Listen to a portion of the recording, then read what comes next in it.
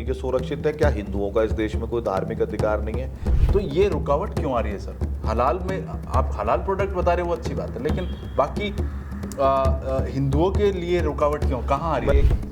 Building है, पूरी की पूरी कम्युनिटी सोसाइटी हलाल बनने लग गई है, तो उसमें क्या होगा, उस सप्लाई चेन से या फूड चेन से नॉन मुस्लिम व्यापारी का सदैव के लिए नाश हो जाएगा। रेलवे स्टेशन के आसपास जाएंगे आप, जब वहाँ से खाना खाएंगे तो पवित्र भोजनालय, वैष्णव भोजनालय लिखा होगा। जब हम पेमेंट करते हैं, अगर हम ऑनलाइन पेमेंट करते हैं, तो ये विषय काफ़ी सामने आया सर कि जब पेमेंट करते टाइम उस दुकान करते हैं तो उस दुकान का नाम कुछ और होता है या मुस्लिम नाम होगा, मतलब आप वहाँ भी कंफ्यूज हो रहे हैं सर। जब भी यात्रा होती है, चाहे वो कावड़ यात्रा हो, चाहे कोई और हिंदू यात्रा हो, उन पर पथराव होते हैं, उन पर आक्रमण होते हैं। इस पर सर आप तो बीजेपी नेता हैं, तो सर आप इस पे क्या करें? ये हलाल बेचने की बात हो या हिडन जो चीज़ें हमने डिस्कस की, इनको रोकने का तरीका क्या है, फाइनल तरीका क्या हो सकता है? नमस्कार। यूपी में जो कावड़ यात्रा होती है, उन रस्तों पर यूपी सरकार ने कहा था कि जितनी भी दुकानें स्टॉल्स लगाते हैं उन पर आप क्या बेच रहे हैं और आपके दुकान का क्या नाम है वो लगाना ज़रूरी है। ये नियम लागू कर दिया गया था। उसके बाद सुप्रीम कोर्ट ने इस पर कहा कि आपको जो दुकानें, जो स्टॉल्स, जो सामान बेच रहे हैं, उस पर आप क्या बेच रहे हैं सिर्फ वो बताना ज़रूरी है। ये सुप्रीम कोर्ट ने उस पर आदेश आया, आज ही उस पर आदेश आया। हमारे साथ है जय आहूजा जी, बीजेपी के नेता हैं, लंबे समय से हलाल विषय पे भी काम कर चुके हैं।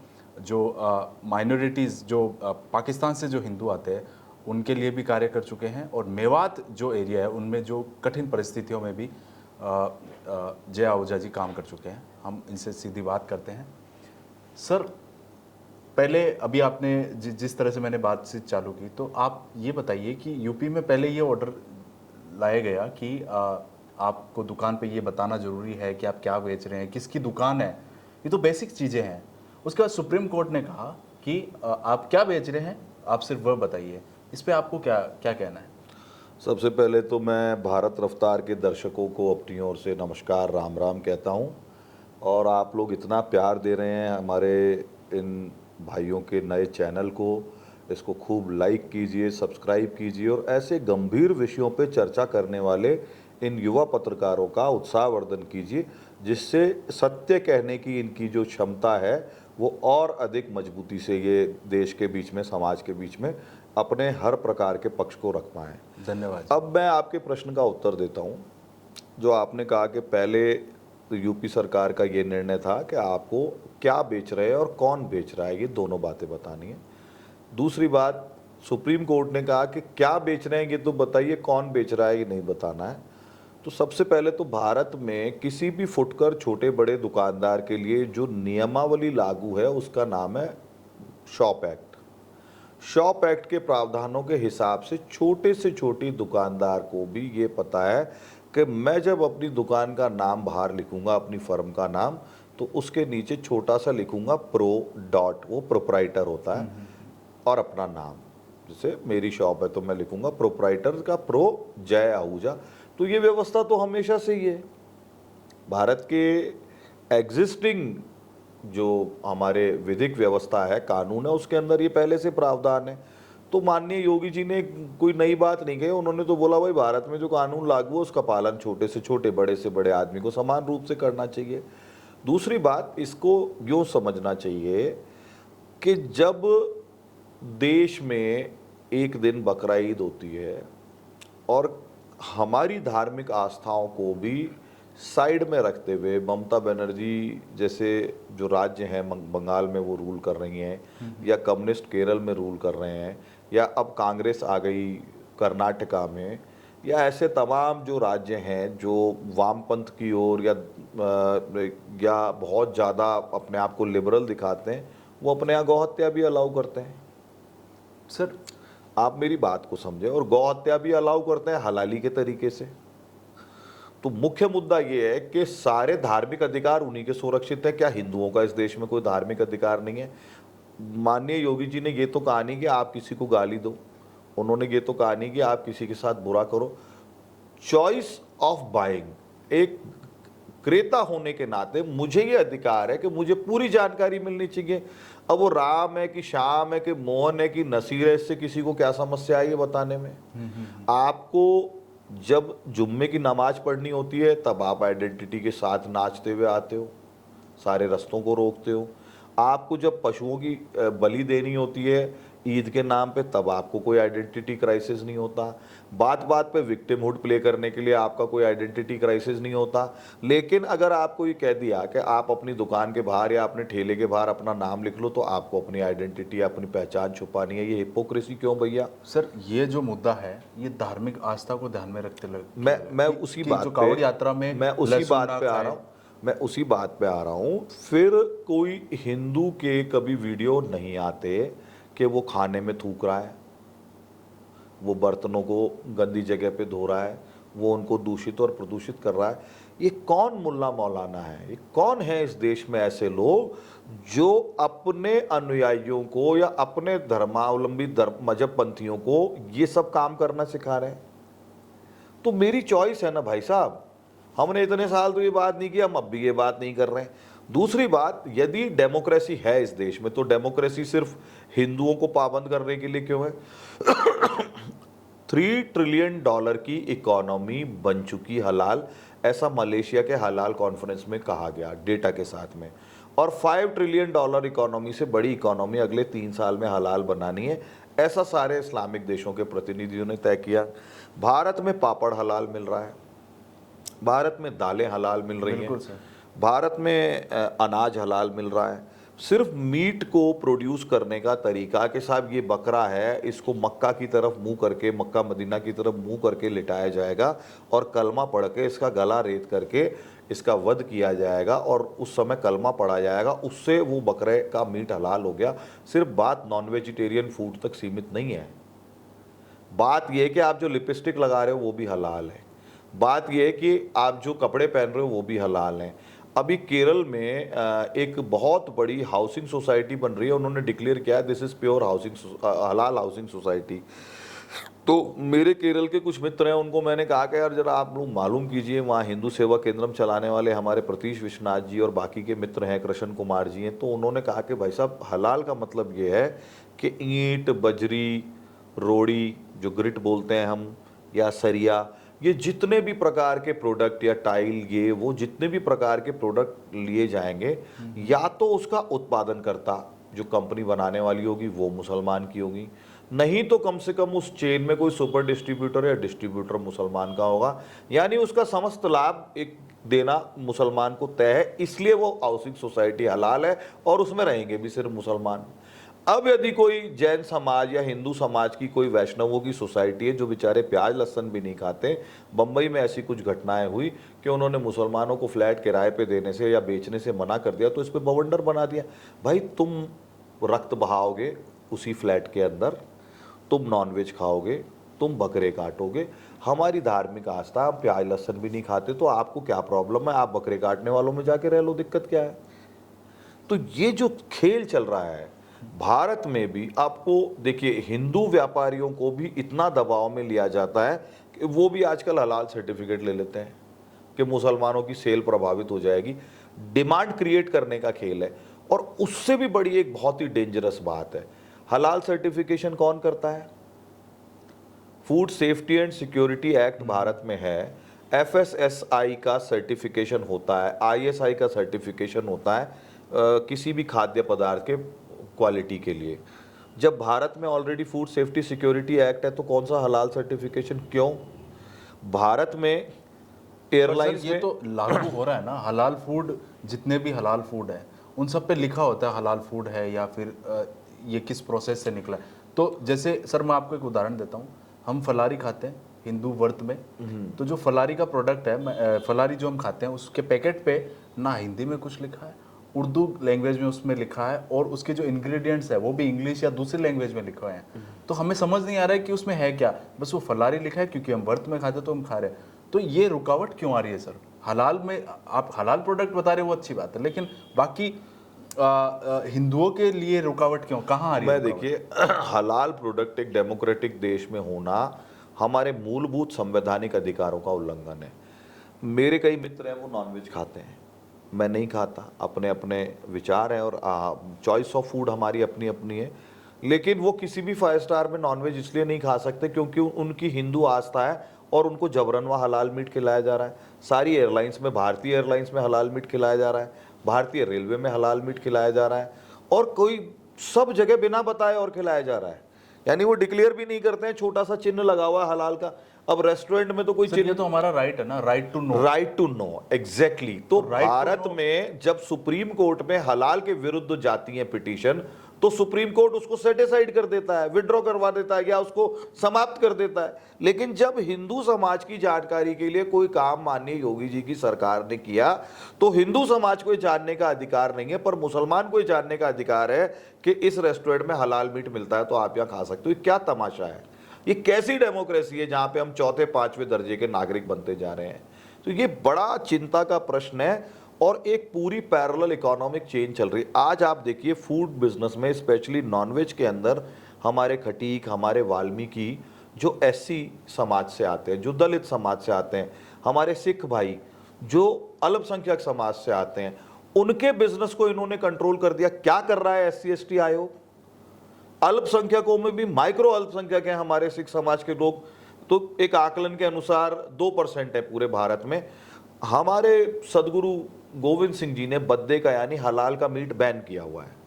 अगर किसी को खाना है तो वो हलाल का मीट खाना उसके लिए वर्जित है। तो भैया उनको क्यों जबरदस्ती खिला रहे हो? उनका बिजनेस क्यों छीन लिया तुमने? और सरकारें इस पे शांति से क्यों बैठी हैं? सरकारों को क्या एक ही माइनॉरिटी नजर आती है? भैया क्या सिख समाज हमारा माइनॉरिटी नहीं है? सरकारों को रोज बात करनी होती है दलित चिंतक के रूप में और दलितों के अधिकारों के रूप में। आज हमारे वाल्मीकि समाज को बेरोजगार किया जा रहा है, हमारे खटीक समाज को बेरोजगार किया जा रहा है, इस पर क्यों नहीं बात हो रही है? ये बहुत बड़े यक्ष प्रश्न है इस समाज के सामने। इस सभ्यतागत युद्ध के अंदर हम हैं और हमारे लोगों की एथनिक क्लींजिंग, यानी उनका एक प्रकार से सांस्कृतिक रूप से उनको नष्ट किया जा रहा है, हमारी परंपरा को, हमारे विचारों को, हमारे तौर तरीकों को। और हमारे ऐसे निर्धनतम समाज के अंतिम छोर पे बैठे हुए वाल्मीकि भाई बहन, हमारे खटीक भाई बहन, उनके अधिकारों का सीधा सीधा हनन हो रहा है इस देश में।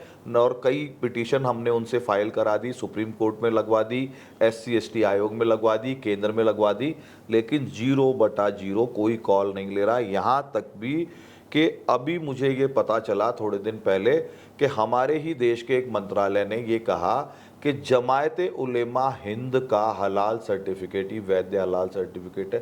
भाई तमाशा क्या चल रहा है? जमायते उलेमा हिंद कौन है? जब 38 आतंकवादियों को अक्षरधाम हमले के लिए उनको स्लीपर सेल के रूप में, सहयोगी के रूप में काम करने के लिए या सीधे पार्टिसिपेशन या इनडायरेक्ट पार्टिसिपेशन के लिए 38 लोगों को गुजरात की कोर्ट फांसी की सजा देती है, तो जमायते इस्लामी हिंद उसी समय एक अपनी वेबसाइट पर रिपोर्ट पब्लिश करके कहती है कि इनको एक को भी फांसी नहीं चढ़ने देंगे, इन सबके केसेस हम लड़ेंगे।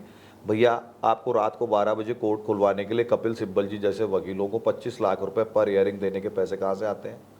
हलाल इकोनॉमी से आते हैं, हलाल के सर्टिफिकेशन से आते हैं, ये भी एक जकात से आते हैं। ये हलाल इकोनॉमी क्या है सर? मैंने आपको निवेदन किया ना, मुसलमान के द्वारा उत्पादित, मुसलमान के द्वारा बेचा गया और मुसलमान के लिए बनाया गया प्रोडक्ट का जो पूरा चेन है वो हलाल है। हलाल के मायने समझिए सबसे पहले, वो उस प्रोसेस से निकलना मैं होगा, पूरी वो बात प्रोडक्ट बताता हलाल हूँ। है। इस्लाम में ये इस्लामिक टर्म है हलाल और हराम। हलाल यानी परमिसेबल, उपभोग योग्य, और हराम यानी non permissible, usable and non usable. तो जैसे अगर आप गौ मांस खा रहे हो तो इस्लाम में अलाउड है, आप बकरे का मांस खा रहे हो तो इस्लाम में अलाउड है, लेकिन यदि आप सुअर का मांस खा रहे हो तो इस्लाम में वर्जित है।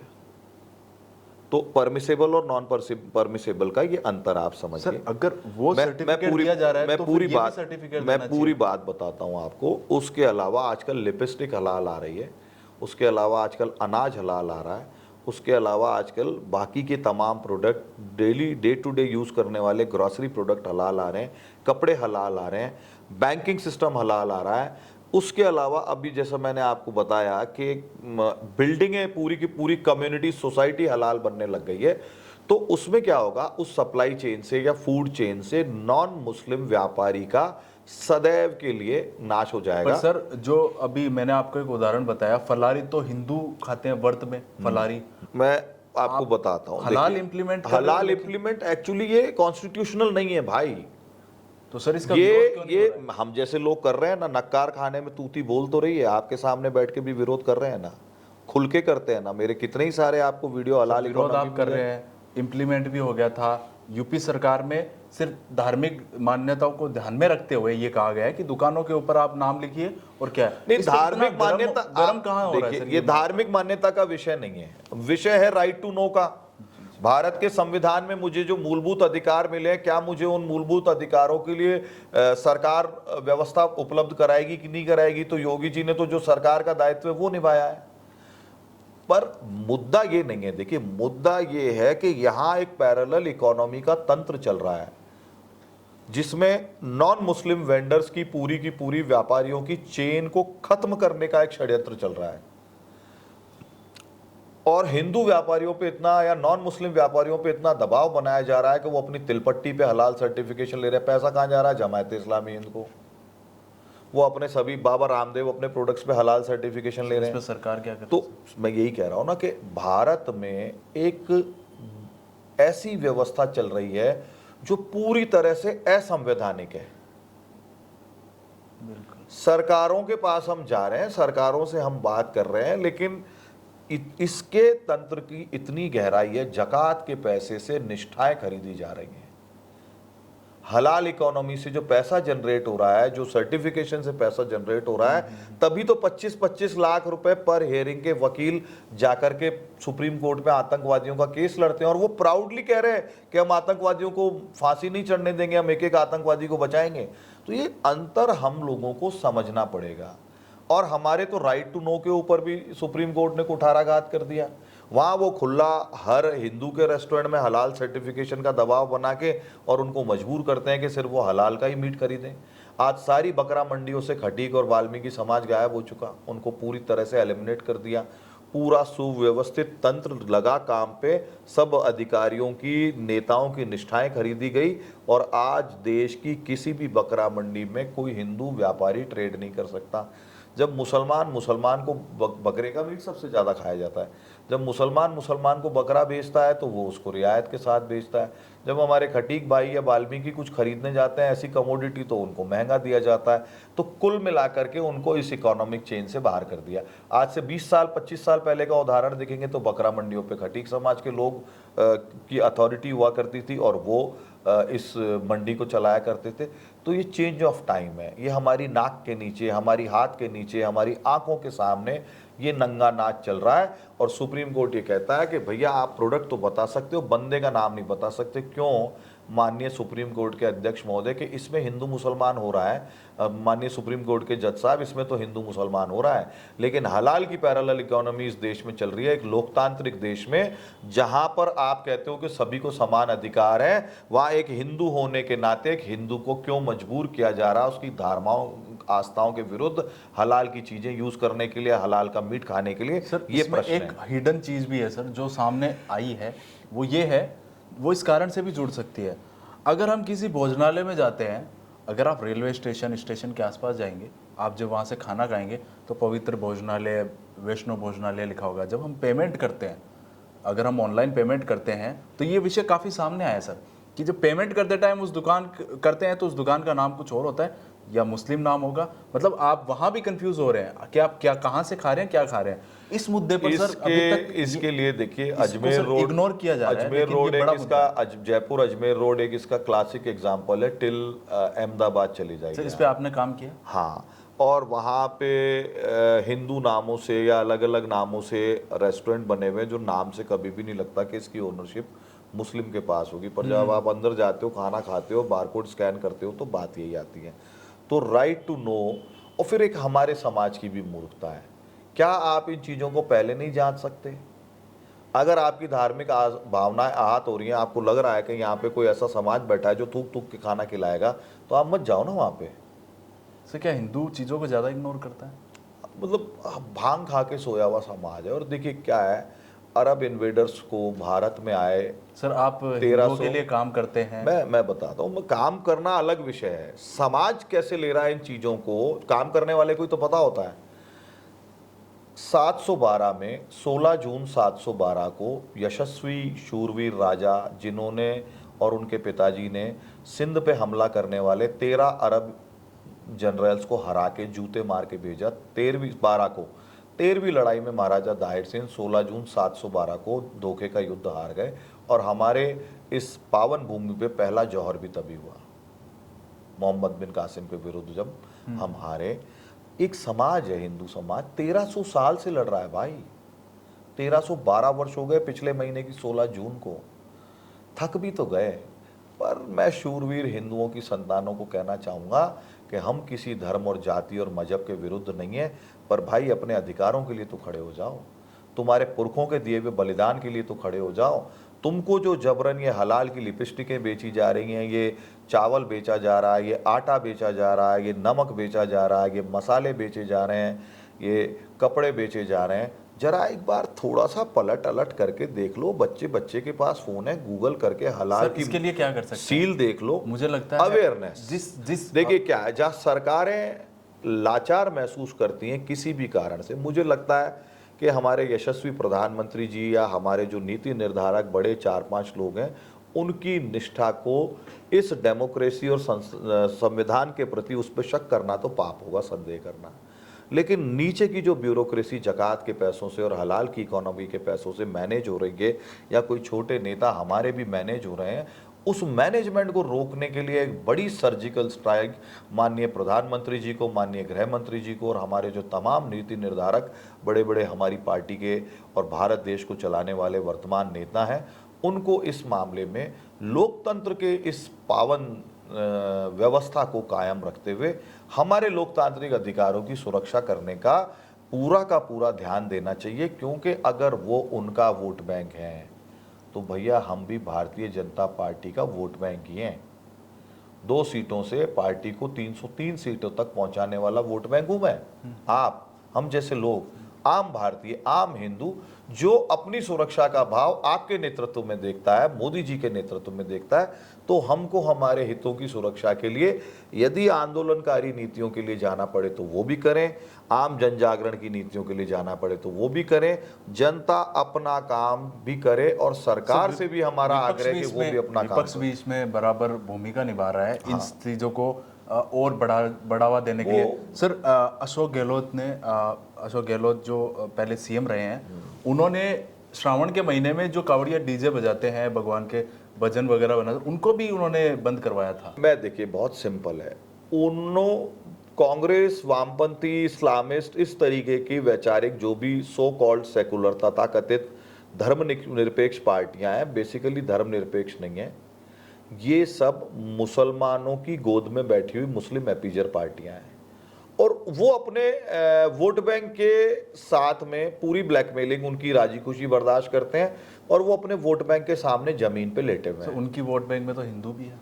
नहीं, देखिए उनकी वोट बैंक में हिंदू आता है इक्वेशन के कारण कि आपने किसी सीट पे फला जी को टिकट दे दिया, वो फला जाति से आते हैं, या अशोक गहलोत साहब किसी पर्टिकुलर जाति से हैं, तो उनकी जो फॉलोइंग है उस फॉलोइंग, और मुसलमान तो ब्लाइंडली वोट देता है ना कांग्रेस को, वो थोड़ी पूछता है आपने किसको लड़ाया, आपने मोहम्मद खान को चुनाव लड़वा रहे हो या आप राम सिंह को चुनाव लड़ा रहे हो, वो तो वोट देता है, उसको मतलब ही नहीं है।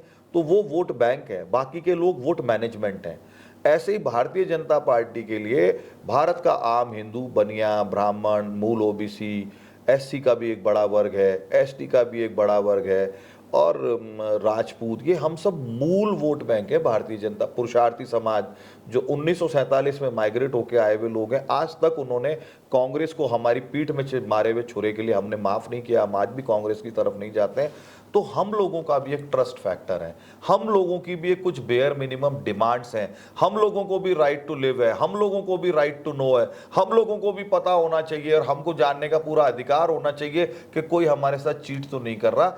इसलिए मेरा आपके चैनल के माध्यम से हमारे पूरे नेतृत्व से ये आग्रह है कि सुप्रीम कोर्ट ने जिस प्रकार से इस मामले को डील किया है, जैसे शाहबानों के समय राजीव गांधी जी ने एक इतने अद्भुत सुप्रीम कोर्ट के निर्णय को पलट दिया था अपीसमेंट के लिए।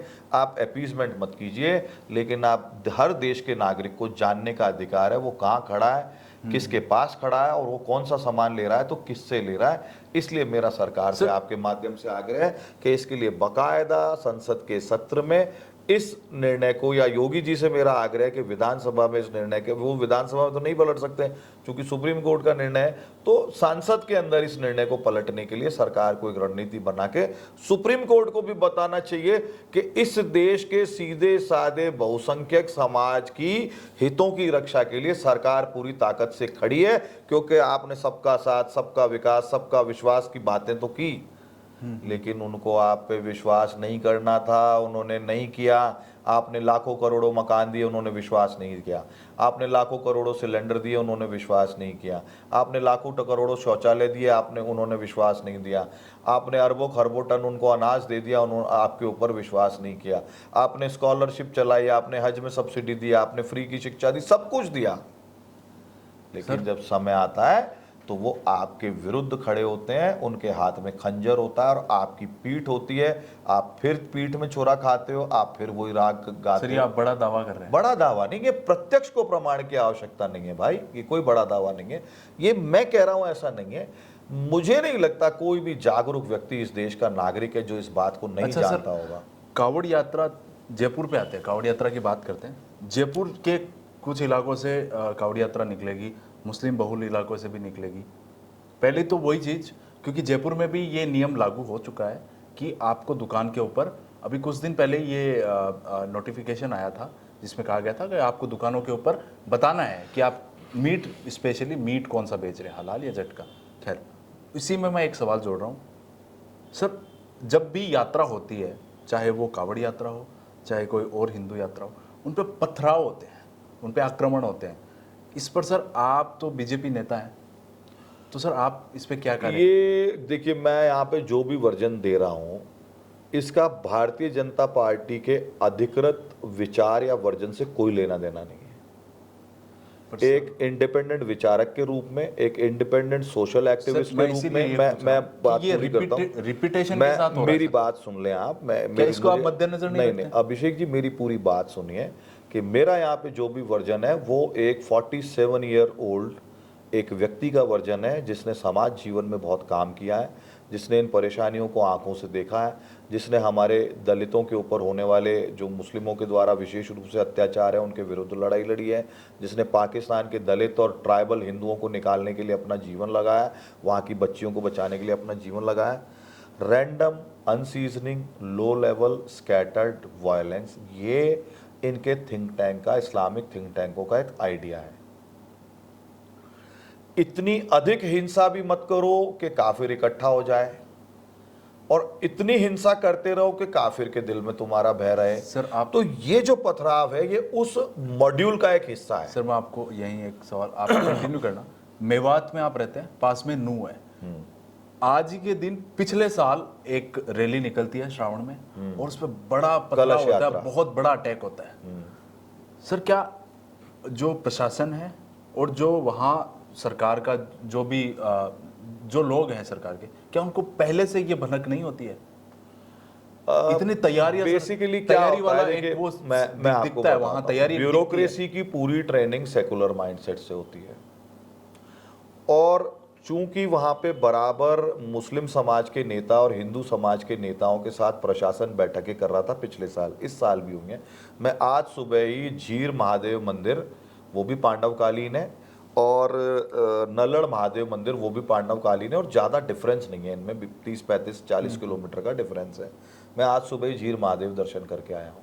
आज पहला श्रावण का सोमवार है। क्या रैली उसी तरह से निकली सर? हाँ, मैं बताता हूँ आपको। पिछले साल भी बैठकों के बाद में एक कंसेंसस बनी कि आप हर साल निकालते हो, आप निकालो, हमारी जिम्मेदारी है, कुछ नहीं होगा। सारे नेताओं की जिम्मेदारी धरी रह गई। प्रशासन भी क्या है, सेकुलर घुट्टी पी करके टेबल कुर्सियों पे बैठ के मीटिंग करता है। उनकी सेकुलर घुट्टी काम नहीं आती, क्योंकि आपका अध्ययन ही नहीं है उस व्यवस्था के बारे में, वो कैसे सोचते हैं, वो कैसे काम करते हैं। और बड़ी सारी बातें साहब, नूहू दंगा, ये नूहू दंगा शब्द 100% झूठ है। नूहू में एक सोची समझी षड्यंत्र पूर्वक बहुत बड़ी हिंसा हिंदुओं के विरुद्ध की गई। अचानक से पेट्रोल बम सिर्फ कैसे आ हिंदुओं के गए? विरोध ही नहीं की गई, वहां जो सर्वर था जिसमें पुलिस का रिकॉर्ड था, एक छोटा जो, हाँ, मुझे वो भी वहां अटैक किया गया, जला दिया साइबर थाने को इसलिए जलाया क्या क्योंकि प्रशासन- भारत में मेवात जो है वो सबसे बड़ा साइबर ठगी का अड्डा बन चुका है। बिल्कुल। लेकिन उसको तो आड़ में एक अपॉर्चुनिटी थी, भाई आज दंगा करना है, हमला करना है, दंगा गलत बोल रहा हूं, आज हिंदू समाज की रैली पे हमला करना है तो लगे आज साइबर थाना भी जला दो, एक के साथ एक फ्री वाली स्कीम में। तो एक तो क्या है, ये आप समझने का प्रयास कीजिए, हमारा पूरा जो तंत्र है वो इस माफिया आइडियोलॉजी की डीप में जा ही नहीं पाया। और ये यहाँ है, ऐसा नहीं है, गांव गांव में बिजली चोरी होती है, कौन चोरी कर रहा है? आम लोग चोरी कर रहे हैं।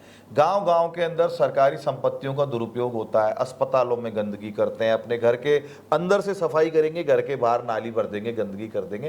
राष्ट्रीय चरित्र हमारे आम लोगों का मिसिंग है।